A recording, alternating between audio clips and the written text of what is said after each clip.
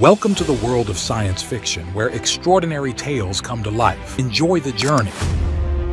The dingy bar on Dexter 4 reeked of cheap synthetic alcohol and desperation. Kai hunched over his drink in the darkest corner, hood pulled low over his face. 8 years as royal consort to the princesses of Mandador hadn't diminished his preference for shadows over spotlights. "You're brooding again," Ragnor observed in his mind. Kai traced the rim of his glass with one finger. "I'm contemplating." "Same thing, different word."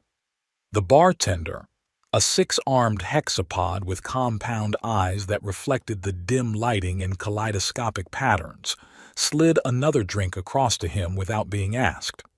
Word had spread quickly about the mysterious, hooded patron who tipped in rare crystal shards from Mandador.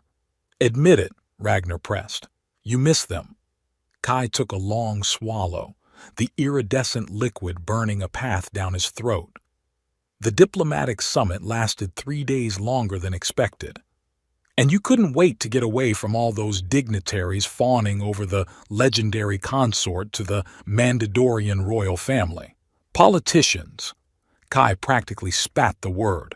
"I'd rather face a battalion of Cosmtech mercenaries." "Yet you play the diplomat beautifully when required," Ragnor teased, "almost as well as you play the father." The mention of his children softened something in Kai's expression. "Carla nearly melted the training floor yesterday. Her power grows faster than yours did at her age. She's barely 7 and already manipulating energy fields that took me years to master." "She has your focus and Elva's intuition," Ragnor said with unmistakable pride. "Though your sons seem determined to fight my shadow constructs before they can even hold a proper blade." Kai's lips twitched with amusement. "The twins are 4. What did you expect? A little patience would be—" Ragnar's thought cut off as the bar's entrance slammed open. A blue-skinned woman with cropped white hair stumbled in, her flight suit torn at the shoulder. Blood the color of cobalt trickled from a cut on her forehead.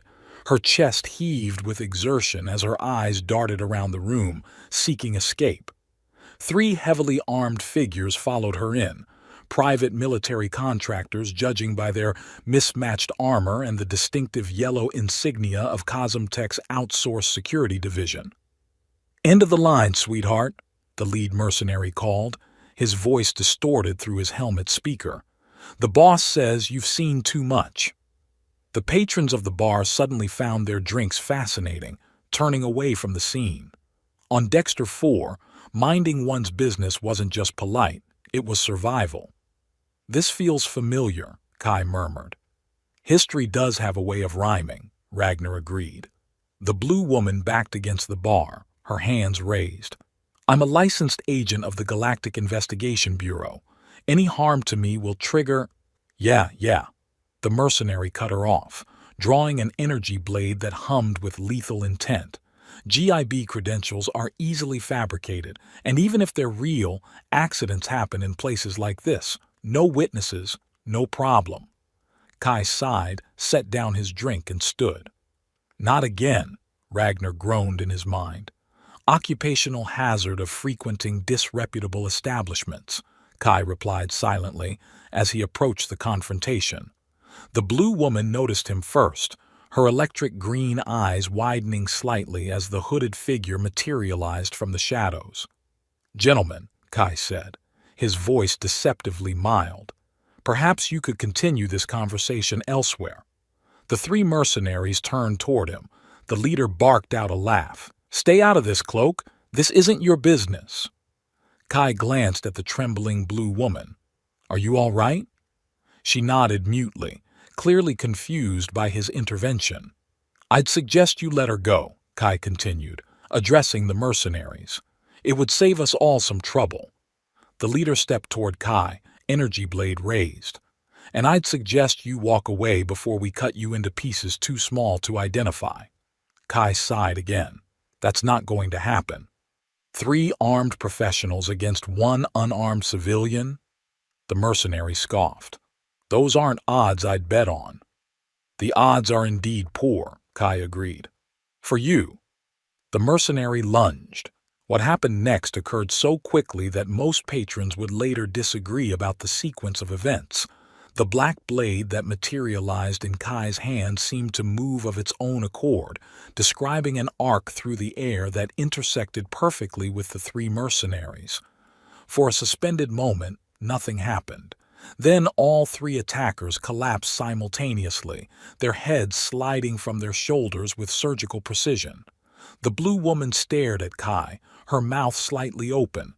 "How did you—" "Practice," Kai answered, resheathing Ragnor. The movement dislodged his hood, revealing his face to the bar's patrons.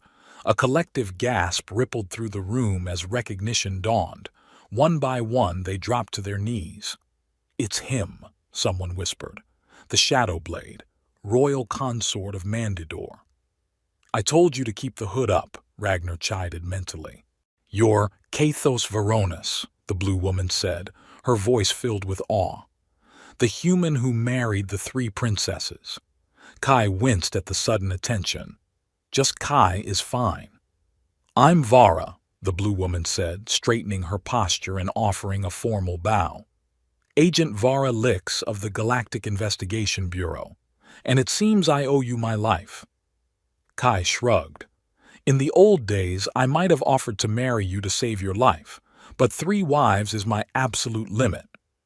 A surprised laugh escaped Vara. "I'll settle for a thank you then." The rest of the bar's patrons remained kneeling, afraid to move without permission. Kai gestured for them to rise, uncomfortable with the deference. "Where were you headed before these gentlemen interrupted your journey?" he asked Vara. "Mandador, actually," she replied. "I have an assignment there." "Convenient," Ragnor commented suspiciously in Kai's mind. "What kind of assignment?" Kai asked. Vara hesitated. "Classified, I'm afraid, but nothing that would concern the royal family." Kai studied her for a moment. Her green eyes held his gaze steadily, but something in her posture suggested she wasn't telling the entire truth. "I'm returning to Mandador myself," he said finally. "I can offer you passage if you'd like." "That would be extremely helpful," Vara replied, relief evident in her voice. "Walked right into that one," Ragnor observed dryly. "Quiet," Kai thought back as he gestured for Vara to follow him. "She's GIB. They don't usually operate in this sector without good reason. And beautiful women never use their charms to manipulate suspicious men," Ragnor countered. "I'm married to 3 of the most beautiful women in the galaxy," Kai reminded the sword. "I'm immune. If you believe that, you're more naive than I thought." As they left the bar, Kai noticed Vara studying him surreptitiously. "Something on your mind, Agent Lix?" "The stories about you," she answered. "They say you single-handedly defeated an entire Cosmtech battalion to win the princess's hands. Stories tend to grow in the telling. And that your sword is alive." Kai's hand instinctively moved to Ragnar's hilt. "Some weapons develop personality quirks. Is it true the eldest princess can see the future? That the middle one controls fire? That the youngest can read minds?" "You seem very interested in my family for someone on an unrelated assignment," Kai observed. Vara flushed a deeper blue. "Professional curiosity. The royal family of Mandador is legendary." "As are the GIB's information networks," Kai replied. "You should already know the answers to those questions." Before Vara could respond, they reached the royal transport ship, a sleek, midnight blue vessel with the crest of Mandador emblazoned on its hull. Unlike most diplomatic vessels, this one was armed with concealed weapon systems that could match a light cruiser in firepower. "Impressive," Vara commented, running a hand over the ship's seamless hull. "A gift from my wives after the twins were born," Kai explained as he placed his palm on the entry scanner. "They thought I might need an escape vehicle occasionally." The ship's ramp descended with a whisper of hydraulics. As they boarded, Kai felt Ragnar's continued skepticism radiating through their mental link. "I don't trust her," the sword insisted. "You don't trust anyone," Kai countered. I trust Elva, and Taya, and even Rima, though she's always trying to peek into your thoughts when I'm not looking. That's family, different standard. And your children, Ragnor added, especially Carla. That girl has the makings of a true warrior. The pride in Ragnar's mental voice was unmistakable. In the 8 years since becoming a family, the ancient blade had assumed the role of doting grandfather with surprising enthusiasm. He'd crafted shadow practice forms for the children and told them stories of ancient battles while Kai and the princesses handled affairs of state. As Kai initiated the launch sequence, a priority communication alert flashed on the main console. The worried faces of Taya and Rima appeared on the view screen. Kai! Taya's voice was taut with tension, her usual fiery confidence dampened by obvious fear. You need to come home immediately. What's happened? Kai demanded, instantly alert. It's Elva, Rima replied, her normally seductive voice stripped of all playfulness. She's been taken. Kai's hands froze over the controls. Taken? How? When? This morning at the Central Market, Taya explained. She was with Carla. Carla? Kai interrupted, fear lancing through him. She's safe, Rima assured him quickly. She escaped and made it back to the palace, but she's traumatized, Kai. She saw them attack her mother. Cold fury replaced fear. Who took her? The sisters exchanged a glance. We don't know, Taya admitted, but Carla said one of them mentioned a boss who wanted Elva alive. Before Kai could respond, a separate channel activated on his personal communicator. The message was text only, but its implications sent ice through his veins. She's beautiful when she sleeps, brother. You've been borrowing what should have been mine for too long. It's time to balance accounts. Zenron, Kai whispered. What? Taya asked, unable to see the message from her end of the communication. I know who has her, Kai said, his voice deadly calm as he accelerated the launch sequence. I'll be there within 6 hours. Lock down the palace and double the guard on the children. As he cut the communication, Vara stepped into the cockpit. Trouble at home? Nothing I can't handle, Kai replied curtly, unwilling to share family matters with a stranger. I'm trained in crisis management, Vara offered. If I can help in any way. The best help you can provide is staying out of my way once we reach Mandador, Kai cut her off. This is a family matter. As the ship broke atmosphere, Ragnar's presence stirred in his mind. After 23 years, the sword said quietly, your brother finally makes his move.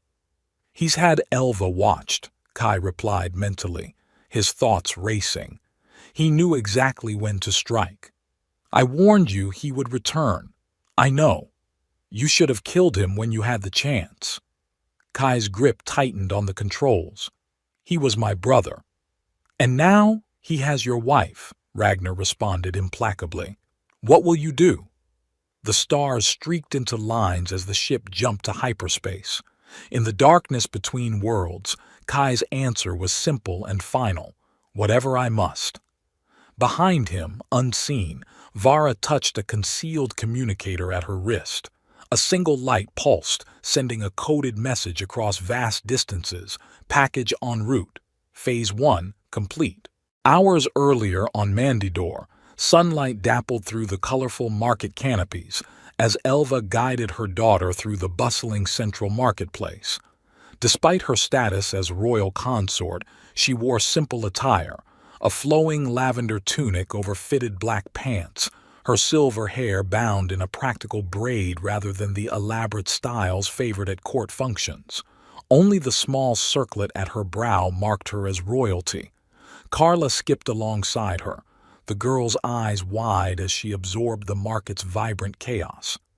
At 7 years old, she was already showing the unique combination of her parents' traits, Kai's intensity tempered by Elva's grace, with powers developing beyond what either had possessed at her age. Mama, why is everyone staring at us? Carla whispered. noticing the lingering glances and hushed conversations that followed their progress through the market.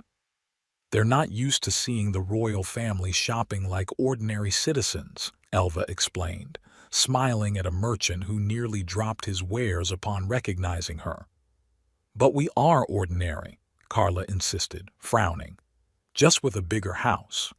Elva laughed, ruffling her daughter's hair, the same silver as her own, though Carla's was shot through with streaks that darkened to midnight blue when she used her developing powers. That's exactly right, Elva agreed, which is why it's important to remember that your position doesn't make you better than anyone else. Only your actions define your worth. Carla considered this, her brow furrowing in the same way Kai's did when confronted with a tactical problem. But Grandpa Ragnor says I'm the best in the universe and the most beautiful, and that he's the strongest weapon ever made. She looked up at her mother triumphantly. And Daddy says so too, so it must be true. Elva suppressed a smile. Grandpa Ragnor has strong opinions. He knows everything, Carla declared. He's older than the stars. Not quite that old, Elva corrected, though sometimes he acts like it. As they turned down a quieter side street that would lead them back toward the palace gardens, Elva's instincts, honed by years of combat training and enhanced by her Mandalorian sensitivity, prickled with warning. Without changing her pace or expression, she scanned their surroundings, noting the unusual lack of other pedestrians on what should have been a busy thoroughfare. "Carla," she said quietly, "what does Daddy tell you to do when you sense something wrong?" The girl immediately sobered, recognizing the shift in her mother's tone. "Stay close and stay alert." "Good girl." They had nearly reached the end of the street when 5 figures materialized from recessed doorways and alley mouths, professional killers judging by their movements and the precision with which they blocked all escape routes. Their features were concealed behind featureless masks, but their intent was unmistakable. "Crown Princess Elva," the leader addressed her with a mocking bow. "What a fortunate encounter." Elva shifted her stance subtly, positioning herself between the assassins and her daughter. "Carla," she said calmly, "close your eyes and don't open them until I tell you. Count to 100. "But Mama?" "Now, Carla." The girl reluctantly closed her eyes and began counting in a trembling voice. The lead assassin chuckled. How touching, shielding the child from the violence to come. "There's still time for you to reconsider your choices," Elva offered, her voice deadly calm. "Walk away and we'll forget this happened." "The client pays too well for second thoughts," the assassin replied, drawing a serrated energy blade. "Though the instructions only specify that you be taken alive, nothing was said about your condition otherwise." Elva moved before he finished speaking. The ceremonial dagger concealed in her sleeve found its way into her hand and then into the assassin's throat with such speed that he barely had time to register surprise before collapsing. "One down," Elva said coldly. "Any other volunteers?"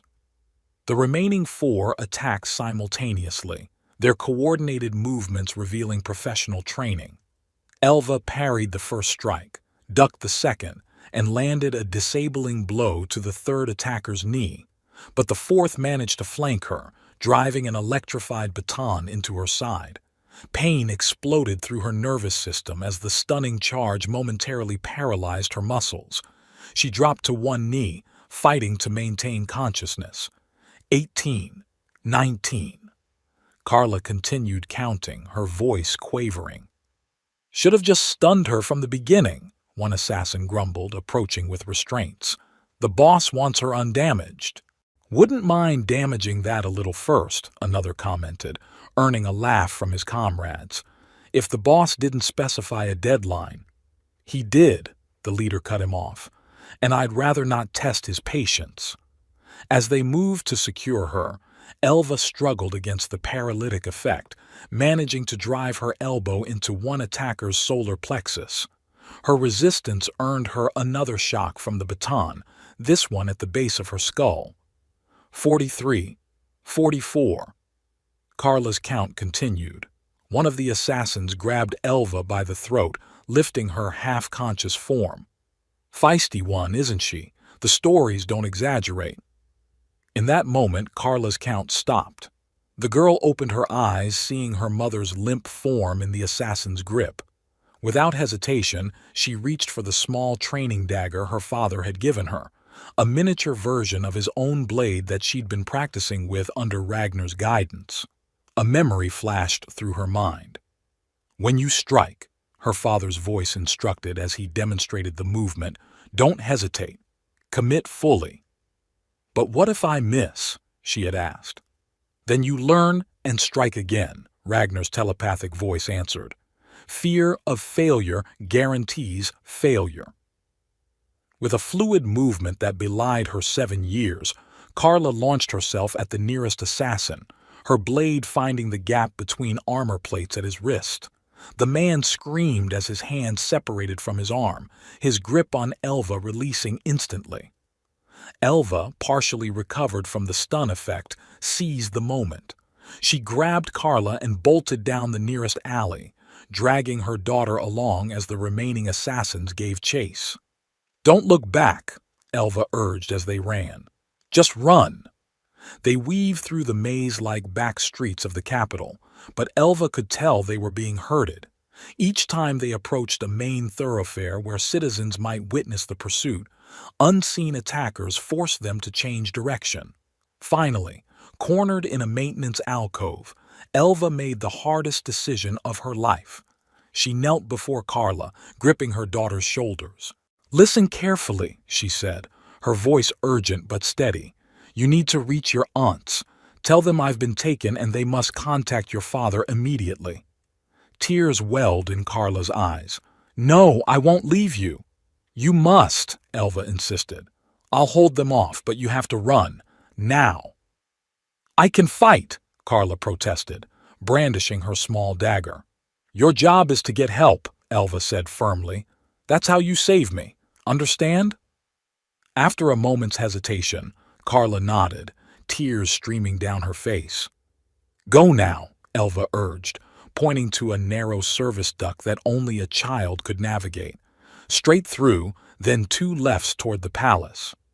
As Carla disappeared into the duct, Elva turned to face the approaching footsteps, drawing her ceremonial dagger once more.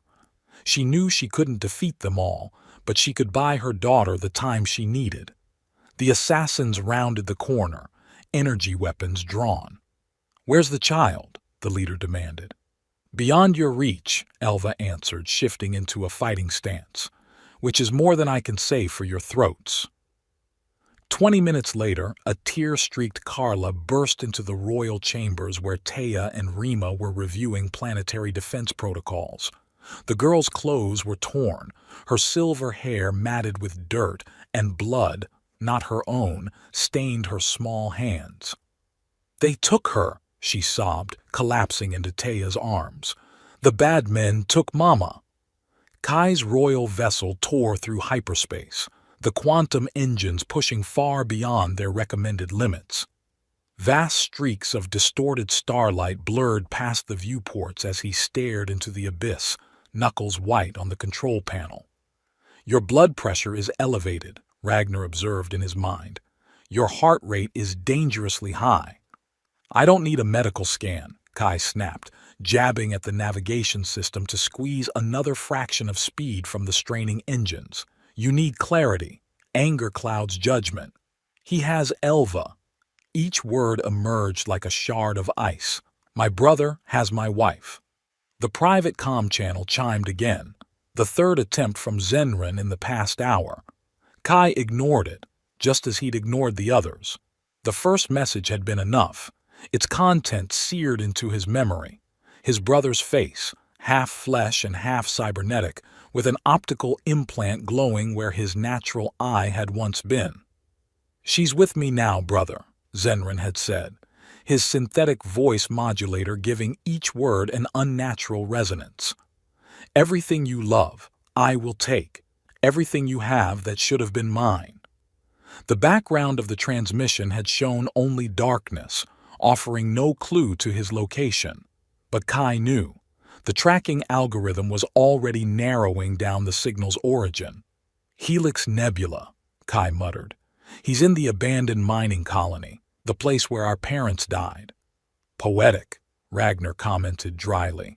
And obvious. He wants me to find him. It's a trap. Of course it's a trap. The door to the cockpit slid open as Vara entered carrying 2 steaming cups. The blue-skinned woman had changed from her tattered flight suit into a form-fitting black outfit that emphasized every curve. She placed 1 cup beside Kai. "Thought you could use this," she said. "Synthesized caffeine with a dash of Rigelian whiskey." Kai didn't touch it. "We're 6 minutes from Mandador. Strap in for atmospheric entry." Vara slid into the co-pilot seat, studying him. "You're remarkably calm for someone whose wife has been kidnapped." "Am I?" "On the outside. Inside." She gestured vaguely. "Well, I'm trained to read people. You're planning a murder." "A rescue," Kai corrected, though his tone lacked conviction. "Can I ask who sent that private message? The one that turned you into a statue for 10 seconds? Kai diverted power to the forward shields as they approached Mandador's outer atmosphere. "My brother." "You have a brother? That's not in any official record." "There's a reason for that." Vara leaned closer. "Is he the one who took your wife?" The ship shuddered as they hit the atmosphere, friction fire dancing across the view screen. Kai's silence answered her question. "I can help," she offered, her voice softening. "Whatever the history is between you two, having backup increases your chances of success. This isn't your fight. Helping people in danger is literally my job description." She placed a hand on his arm. "You saved my life. Let me return the favor." "Don't trust her," Ragnor warned. "This is too convenient." "I'll consider it," Kai replied aloud, shrugging off her touch as they descended toward the royal landing platform. Taya and Rima were already waiting when the ship's ramp lowered, their faces drawn with tension. Between them stood Carla, her small body rigid with suppressed emotion. The twins huddled behind their aunts, too young to fully understand the situation, but sensing its gravity. Kai dropped to one knee as his daughter ran to him, catching her in a fierce embrace. "I tried to protect Mama," she sobbed into his shoulder. "I cut off his hand, but they were too many." "You did exactly right," Kai assured her, pulling back to meet her eyes, so like his own.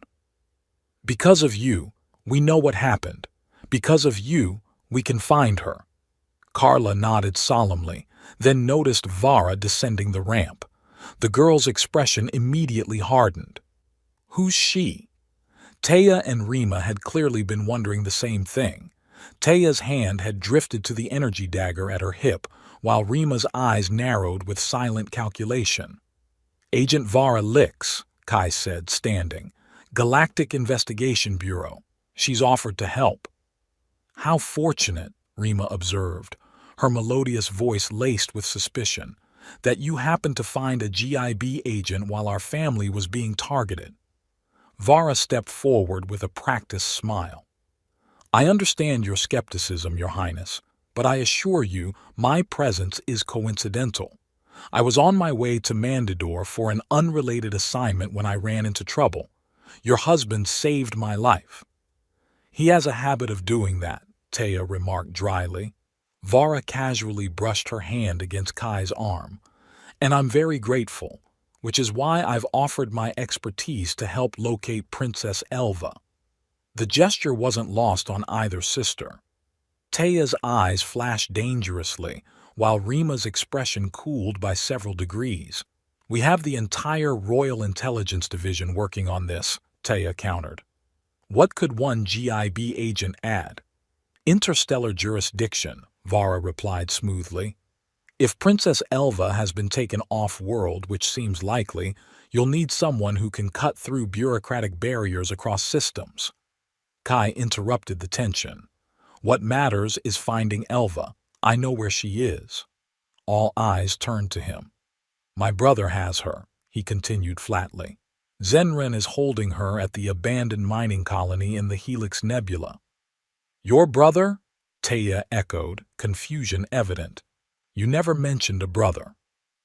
There's a reason for that, Kai said, the words identical to what he'd told Vara. Explanations can wait, Vara interjected. We should depart immediately if… We? Taya challenged, stepping closer to Kai. There is no we here, Agent Lix. This is a family matter. A family matter involving an interstellar kidnapping, Vara countered, which falls under GIB jurisdiction. Rima glided forward, placing herself between Vara and Kai. How odd that you're so eager to insert yourself into this dangerous situation for someone you just met. Vara's smile never wavered. Professional dedication. Kai pinched the bridge of his nose, his patience fraying. Enough. Taya, Rima. Agent Lix has resources that could help, and right now we need every advantage. You can't seriously be considering taking this stranger with you instead of us, Taya protested. I'm not taking anyone with me, Kai stated firmly. I'm going alone. Absolutely not, all three women responded in unison. Kai looked down at his children. Carla, take your brothers inside, please. The girl looked ready to protest, but something in her father's expression stopped her.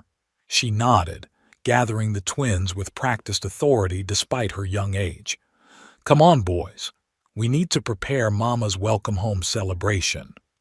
Once the children were out of earshot, Kai faced his wives. Zenren wants Ragnor. He always has. He'll use Elva to get to me, and he'll use you if he can. Someone needs to stay with the children. So we're supposed to sit here and wait while you heroically risk yourself? Taya challenged, her fiery temperament flaring. We are warriors too, Kai. We have powers you don't. And responsibilities you can't ignore, Kai countered. If something happens to all of us, what becomes of Mandador, of our children? The argument continued until, surprisingly, it was Rima who relented first. The most tactical of the three sisters, she recognized the logic in Kai's position, though her displeasure remained evident. He's right, she admitted reluctantly. The kingdom needs continuity of leadership, and the children need protection. Taya looked betrayed. So we just let him go off with… She gestured toward Vara. Her? Actually, Vara interrupted with a conciliatory smile, I believe your husband intends to leave me behind as well. Smart woman, Ragnor commented in Kai's mind. Before discussions could continue, Kai pulled his wives aside for a private farewell. As they spoke in hushed tones, Vera circled the landing platform, ostensibly admiring the palace architecture while subtly activating her wrist communicator. Phase 2 proceeding, she whispered into it. Target en route to coordinates as planned. Across the platform, Kai embraced his wives one last time. I will bring her home, he promised. Keep the children safe until we return. If you don't come back with Elva, Taya warned, gripping his arm fiercely, we will come after you both. Understand? Kai nodded, then turned to board his ship. To his irritation, Vara was already waiting at the top of the ramp. I thought I made myself clear, he said. Perfectly clear, she replied. But this isn't a negotiation. Either I come with you under GIB authority, or I follow in a separate vessel. Your choice. She's persistent, Ragnor observed. Too persistent, Kai thought back as he reluctantly gestured for her to enter the ship. As they lifted off, Vara settled into the co-pilot's seat once more. So, she said conversationally, tell me about this brother of yours. 23 years earlier, the mining colony on Drexus 9 was no place for children, but orphans had few choices. 10-year-old Kai had survived there for 2 years, working dangerous shifts in the narrow veins where adult miners couldn't fit. That fateful day, a tunnel collapse had separated him from his work crew, trapping him in an unexplored section of the ancient mine. His emergency light flickered weakly as he searched for an exit, instead discovering a perfectly hexagonal chamber with walls of strange black metal that seemed to absorb light rather than reflect it. In the center stood a pedestal, and on it, a sword unlike any he'd seen before, blackened as though forged from darkness itself. Finally, a voice resonated directly in his mind as his fingers touched the hilt. "Someone interesting." Kai jerked back, but the voice continued. "Don't be alarmed, little one. I've been waiting a very long time for someone worthy." "Who are you?" Kai whispered into the darkness. "I am Ragnor, forged in the heart of a dying star by a civilization whose name has been forgotten for 10,000 years." With Ragnar's guidance, Kai escaped the collapsed tunnel, returning to the colony's surface where his 12-year-old brother Zenren waited with uncharacteristic concern. "Where were you?" Zenren demanded. "I thought you were dead." Kai hesitated before revealing the sword strapped to his back. "I found something." Zenren's eyes widened. "Is that a real weapon? Let me see it." "It's mine," Kai said with unusual firmness. "It chose me." Over the months that followed, Zenren watched with growing resentment as his younger brother changed. Kai had always been the quieter, weaker sibling, the one Zenren protected and dominated in equal measure. But the sword changed everything. Kai would disappear for hours, returning exhausted but somehow stronger. His reflexes sharpened. His confidence grew. The timid boy was vanishing, replaced by someone measured and disciplined. "What does it tell you?" Zenren asked one night, having caught Kai practicing forms that no child should know. "How did you—" "I've been following you," Zenren admitted without shame. "I've seen you talking to it, heard you answering someone who isn't there." Kai hesitated. "Ragnor teaches me." "Teaches you what?" "How to survive, how to fight, how to be better." Zenren extended his hand. "Let me try. Maybe it will teach me too." Reluctantly, Kai handed over the blade. Zenren grasped it eagerly, his face alight with anticipation that quickly gave way to frustration. "Nothing's happening," he complained, shaking the sword. "How do you make it talk?" "I don't make it do anything," Kai explained, taking Ragnor back. "Ragnor chooses who to speak to." "And it didn't choose me?" Zenren's voice hardened. "What's wrong with it? I'm older, stronger, better." "I don't know why it chose me," Kai admitted. Zenren's eyes narrowed. "You've always been the lucky one, always finding the best scraps, always getting the easier jobs, and now this." "It's not luck," Kai protested. "Ragnor says—" "I don't care what your stupid sword says," Zenren snapped. "Hand it over. I'm the oldest. I deserve the best weapons." When Kai refused, Zenren attacked him for the first time, a shocking betrayal from the brother who had once protected him. But Kai, with Ragnar's guidance flowing through him, defended himself with movements no 10-year-old should possess.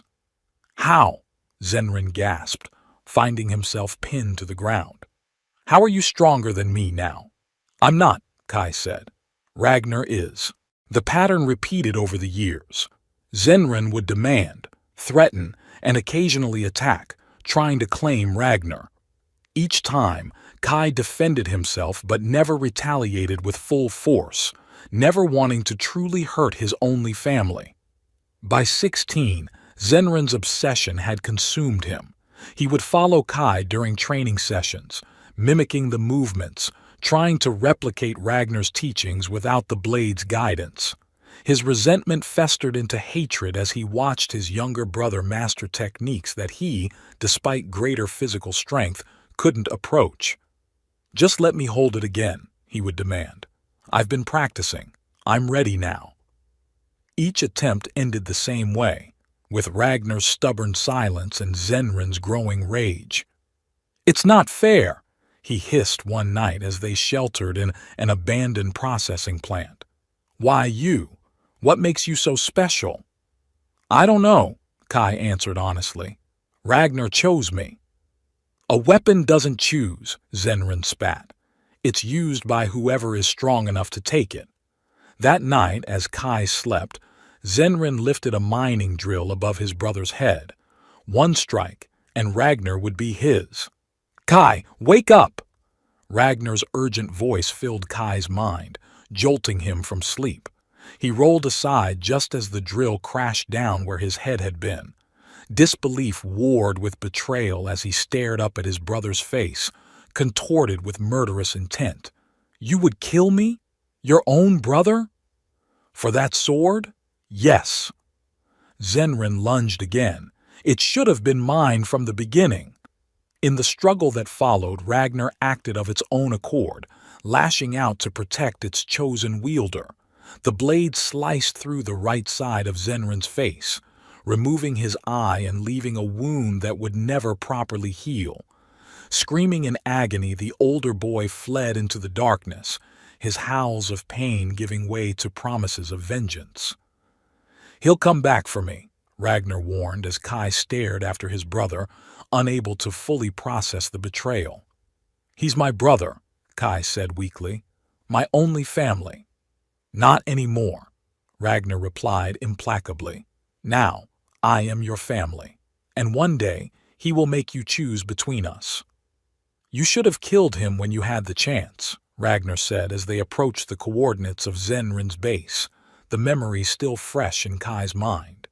He was my brother, Kai replied, the same answer he'd given for 17 years. And now he has your wife, Ragnor countered, the finality in his tone leaving no room for argument. Beside him, Vara watched the exchange with keen interest, though she could hear only Kai's side of the conversation. Family conflicts are always the most destructive, she observed. Whatever your brother did, there may still be a chance for reconciliation. Kai's laugh was hollow. Reconciliation isn't what Zenrin wants. What does he want then? Kai's hand moved to Ragnar's hilt. Everything that should have been his. The starship's environmental systems hummed in the background as Kai plotted their final approach to the Helix Nebula. Swirling clouds of cosmic gas cast eerie, shifting patterns of light across the cockpit, turning the control panels crimson one moment and violet the next. Beautiful, isn't it? Vara observed, stretching languorously in the co-pilot's seat. She discarded her jacket, leaving her in a form-fitting top that revealed far more blue skin than necessary in the climate-controlled cabin. Almost romantic. Kai didn't look up from the navigation console. We're approaching a combat zone. Romance isn't on the agenda. She's trying very hard, Ragnor commented dryly. You know, Vara continued, leaning toward him, GIB agents are trained to relieve pre-mission tension. It improves survival rates by 16%. Fascinating statistic, Kai replied flatly. She trailed a finger along his forearm. I've always wondered what it would be like, with someone of your reputation. Kai moved his arm away, using both hands to adjust their trajectory. Focus on the mission. We'll reach Zenrin's fortress in 20 minutes. 20 minutes is plenty of time, she purred, sliding closer until her thigh pressed against his. I'm very efficient. She's persistent, Ragnor observed, and increasingly obvious. She's working an angle, Kai replied mentally. The question is, what? Vara mistook his silence for consideration. Her hand strayed to his thigh. Don't tell me the legendary Kathos Veronis is shy? In one fluid motion, Kai caught her wrist and firmly removed her hand. I'm married, happily. To 3 women, she countered with a smile that didn't reach her eyes. Surely you're not opposed to variety. My marriages aren't about variety, Kai said coldly. They're about family, loyalty, commitment. Something flickered across Vara's expression, frustration perhaps, or recalculation. She retreated to her seat with a careless shrug. Your loss. Offer expires when we land. You might regret not taking her up on it, Ragnor commented with grim humor, given what we're flying into. I only regret not leaving her on Mandador, Kai responded. The nebula's gases thickened around them, obscuring their sensors and requiring manual navigation. Kai welcomed the challenge.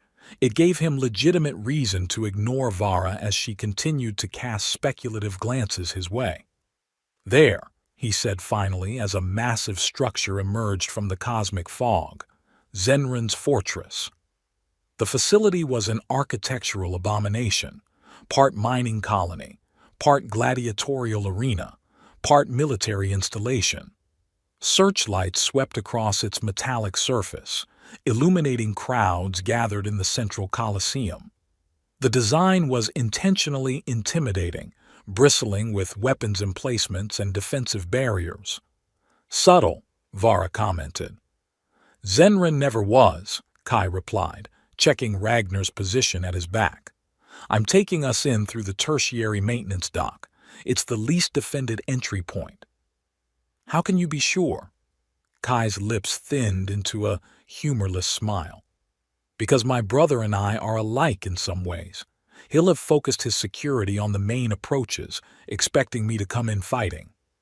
It's still a trap, Ragnor warned. Of course it is, Kai agreed, but we're walking into it with our eyes open. The ship slipped undetected through the defensive grid, docking with a gentle shudder at an apparently abandoned maintenance bay. Kai powered down all non-essential systems, leaving only basic life support active. Stay with the ship, he ordered Vara as he checked his equipment one final time. If I'm not back within 2 hours, leave. Return to Mandador and tell them what happened. Vara touched his arm again, her expression suddenly serious. You don't have to do this alone. I'm trained for combat situations. Someone needs to secure our exit, Kai countered. And I work better alone. Except for me, Ragnor interjected. You're not company, Kai replied mentally. You're part of me. He left Vara with a final warning glance and slipped into the fortress, moving through maintenance tunnels with the silent efficiency that had earned him his reputation. The corridors were eerily empty, another warning sign. Zenran wanted him to reach the central arena without interference. Kai paused at a junction, sensing a presence ahead. A guard stationed at a critical juncture, the first real obstacle. Drawing Ragnor slightly from its sheath, he felt the blade's eagerness. It's been too long since we've had a proper challenge, Ragnor observed. This isn't about challenge, Kai corrected. It's about Elva. The guard never saw him coming. One moment the corridor was empty. The next, Kai stood behind him, Ragnor sliding silently back into its sheath as the guard collapsed soundlessly. Distant roars reached his ears as he approached the Colosseum's underbelly, the bloodthirsty cheers of thousands of spectators.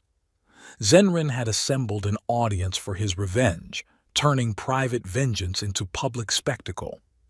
Kai found a service entrance that opened onto the arena floor, concealed behind decorative paneling. Peering through a narrow gap, he surveyed the scene that awaited him. The central arena was massive, its floor covered in reddish sand that had absorbed the blood of countless combatants.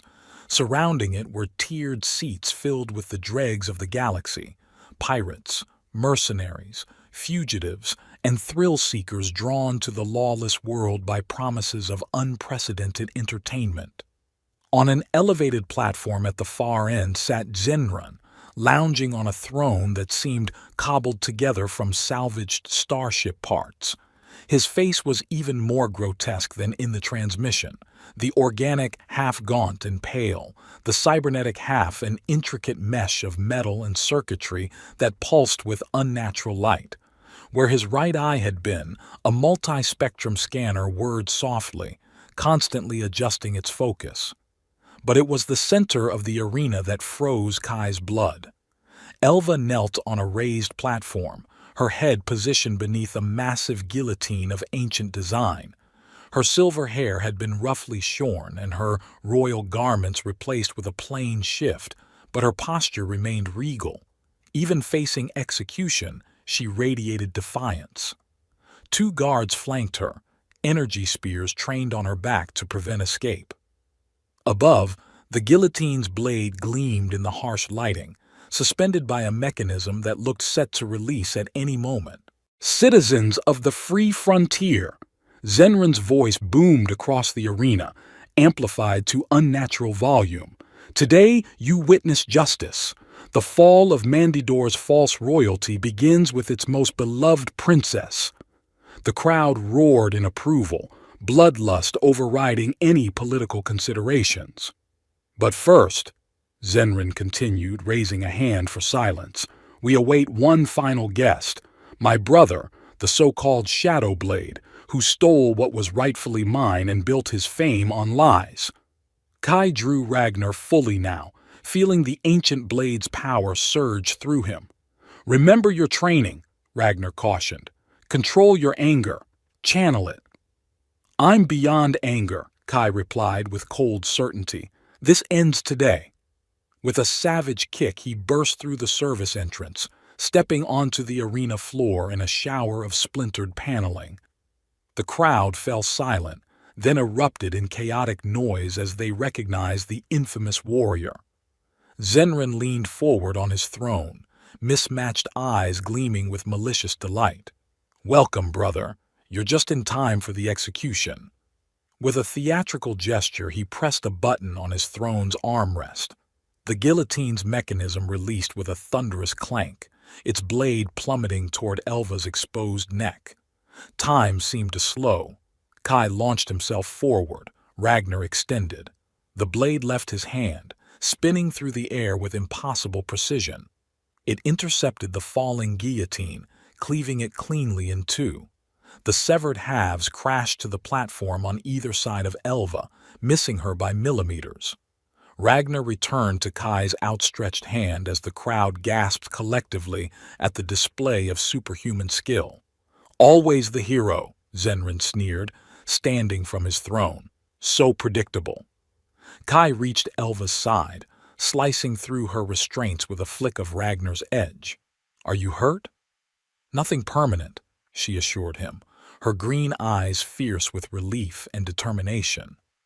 "You came." "I always will," he promised, helping her to her feet.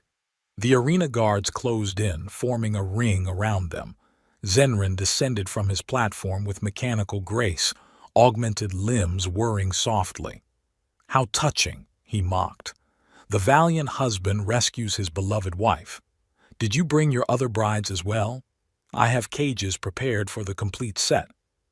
"This is between us, Zenran," Kai replied, positioning himself protectively before Elva. "It always has been." "Indeed," his brother agreed, circling them slowly. "And after 17 years, it ends today." Movement at the edge of Kai's vision caught his attention.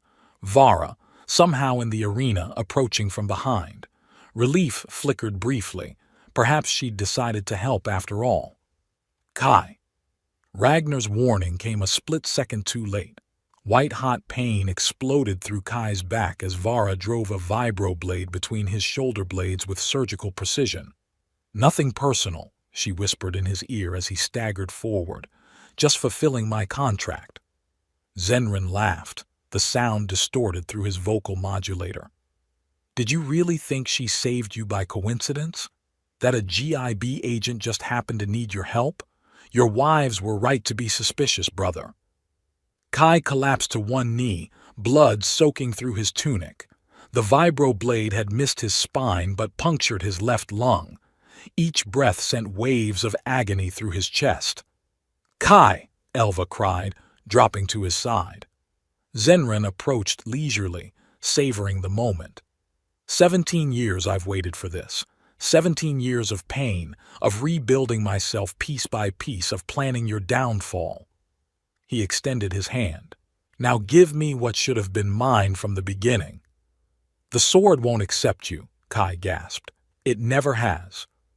"We'll see about that," Zenran replied, gesturing to his guards. "Hold him down."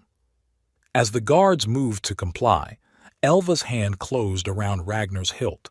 The ancient blade, normally resistant to anyone but Kai, hummed with recognition. Elva? Ragnar's voice resonated not just in Kai's mind, but in hers as well. Interesting. Very interesting.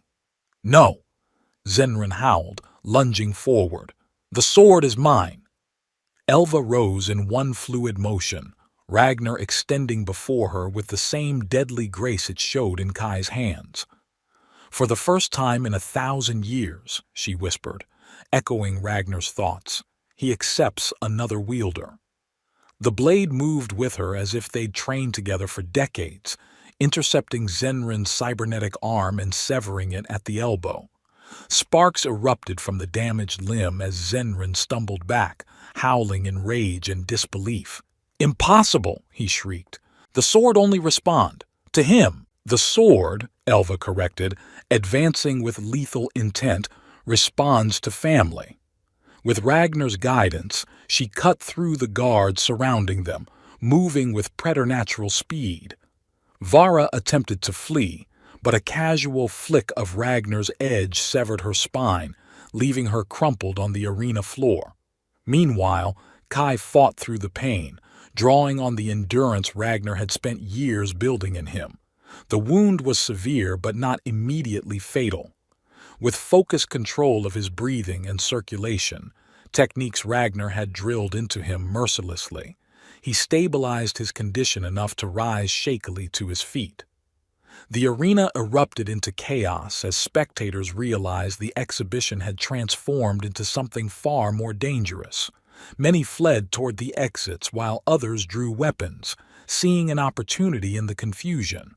Above the pandemonium, a new sound cut through, the distinctive whine of Mandadorian battlecruisers dropping out of hyperspace. Beams of concentrated energy sliced through the arena's protective dome, creating precise entry points for dropping troops. That would be the cavalry, Kai managed through gritted teeth. Zenrin backed away, his remaining organic eye wild with fury. No, I planned everything perfectly. You forgot one thing, Kai replied, steadying himself against a fallen piece of the guillotine. My wives don't take orders well. Through the shattered dome descended 3 assault shuttles bearing the royal crest of Mandador. The central shuttle's ramp lowered before it even touched down, revealing Taya in full battle armor, her energy blade already ignited and burning with the same fire as her hair. Beside her stood Rima, her eyes glowing with psychic energy that paralyzed a dozen attackers with a single sweep of her gaze. Between them, to Kai's horror, stood Carla, her young face set with the same determination he'd seen in the mirror countless times. I told you to stay on Mandador, he shouted as they cut a path toward him. You did, Taya acknowledged, decapitating a mercenary without breaking stride. We disagreed. Family consensus overruled you, Rima added serenely, as mercenaries around her clutched their heads and collapsed, trapped in psychic nightmares. Carla reached him first, flinging her arms around his waist. Daddy, you're hurt! I'm fine, he lied, ruffling her hair with a blood-stained hand. But you shouldn't be here. I had to come, she insisted. Grandpa Ragnor said you'd need me. I said no such thing, Ragnar protested in Kai's mind. You spoke to her directly? Kai demanded, shocked. She has potential, the sword admitted, more than you did at her age. The family reunion was interrupted as Zenrin, seeing his plans unraveling, activated a pulsing red device on his remaining arm. If I can't have what's mine, he snarled, no one will. This entire facility will atomize in 5 minutes. With that, he turned and fled through a concealed exit, sealing it behind him. We need to evacuate, Kai ordered, stumbling toward where Elva still wielded Ragnar against the remaining guards. Elva, we're leaving. She turned at his voice, Ragnar flashing in a final arc that cleared their path. When she reached him, she pressed the sword back into his hands. He speaks to me, she said wonderingly. How is that possible? Questions later, Kai gasped, the pain intensifying as the adrenaline began to fade. Zenrin's triggered a self-destruct sequence. Together they fought their way to the Mandadorian shuttles, Kai leaning heavily on Elva while Taya and Rima cleared their path. Carla stayed between them, protected by her parents and aunts, but occasionally demonstrating flashes of her developing powers when a threat slipped through their defenses. As they reached the shuttles, the facility began to shake, structural supports failing as the chain reaction spread through critical systems. "Where's Zenron?" Taya demanded, scanning the fleeing crowds. "Escaped," Kai replied tersely, collapsing onto a bench in the shuttle as medics rushed to attend his wound. "But he can't have gone far." "He has a personal escape pod in the northern quadrant," Elva informed them. "I overheard the guards during my captivity." Rima nodded, her eyes still glowing with psychic energy. "I sense him. Panic. Rage. He's heading there now." "Let him go," Kai said, wincing as the medics worked on stabilizing his injury. "We need to evacuate everyone we can." Taya looked ready to argue but nodded tersely, issuing orders to the Mandadorian troops to assist with evacuation efforts. Minutes later, the shuttles lifted off, accompanied by dozens of smaller craft carrying those fortunate enough to escape. From a safe distance, they watched as Zenrin's fortress imploded, collapsing in on itself before erupting in a spectacular antimatter explosion that sent shockwaves rippling through the nebula's gases. "Did he make it out?" Carla asked, her small hand gripping Kai's tightly. "Yes," Ragnor answered in Kai's mind. "Some wounds don't heal, and some hatreds don't die. Your uncle will return." "Let's go home," Kai said aloud, pulling his daughter close with his good arm. "All of us." 1 month later, Kai stood on the balcony of the royal palace, watching his children play in the gardens below. His wound had healed, leaving yet another scar to join his collection. But the deeper wounds, the ones that no medic could treat, remained raw. Elva joined him, slipping her arm through his. "The twins are showing signs of ability," she observed. "Rima thinks they might be telepathically linked." "That's all we need," Kai sighed. "2 4-year-olds who can coordinate their mischief mentally." She laughed, leaning against him. "And Carla asks daily when she can start training with Ragnor." "She's too young," Kai insisted automatically. "You were younger," Ragnor reminded him. "I had no choice," Kai countered. "She does." Elva studied his profile. "You're still thinking about him, aren't you? Your brother." "He survived," Kai confirmed. "The Galactic Intelligence Network confirmed a small craft escaped the explosion. He's out there, rebuilding, planning." "And when he returns?" Kai watched as Carla demonstrated a perfect practice form to her younger brothers, her movements already showing the precision that Ragnor had drilled into him over years of training. "When he returns," Kai said, "we'll be ready. All of us." "How long do you think we have before the next crisis?" he asked Ragnor privately. "Knowing your luck," the ancient blade responded. "About as long as it takes your wives to decide they want another child." Despite everything, Kai laughed, the sound carrying across the garden and drawing smiles from his children below. For this moment, at least, he was simply a father, a husband, a protector, roles he had never imagined for himself during those lonely years, wandering the galaxy with only a sentient sword for company. It wouldn't last, of course. With Zenrin alive and Vara's employers, whoever they might be, still unknown, new threats would eventually emerge. But for now, surrounded by the family he had built, Kai found a peace he had never thought possible. And if trouble came again, well, that's what family was for. The blade speaks. Through all these years, I waited for Kai to find his purpose. Now I wait for you to find the truth hidden between these words. Did you catch it, listener? The moment when everything changed, when a blade crafted for destruction learned to protect, when a family became stronger than the mightiest weapon ever forged. You think this is just Kai's story, or perhaps Elva's, or even Zenrin's tale of obsession. It's not. It's yours. Every choice that shapes a hero also shapes those who witness their journey. Every bond that strengthens a warrior strengthens those who understand its value.